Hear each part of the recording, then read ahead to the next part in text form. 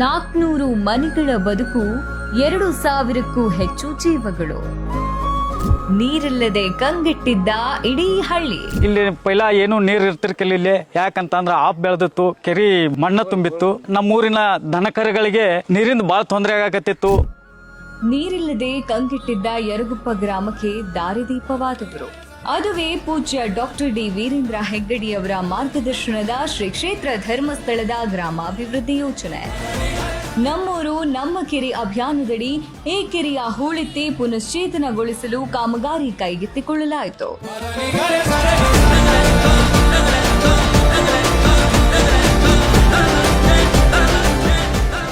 ಈ ಒಂದು ಕೆರೆಯ ಪುನರುಜ್ಜೀವನ ಇಡೀ ಯರಗುಪ್ಪದ ಚಿತ್ರಣವನ್ನೇ ಬದಲಿಸಿತು.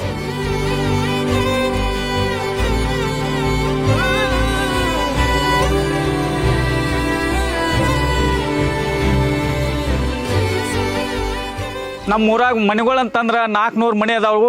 ಆಮೇಲೆ ಇಲ್ಲಿ ನಮ್ಮ ಊರಲ್ಲಿ 2000 ಜನಸಂಖ್ಯೆ ಇದೆ.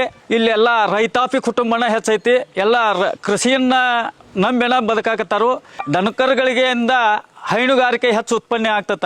ಅದೆಲ್ಲ ಭಾಳ ಅನುಕೂಲ ಆಗೈತಿ ಈ ಕೆರೆಯಿಂದ ಅಂತೇಳಿ ನಾವು ಹೇಳಿ ಬಯಸುತ್ತೀನಿ.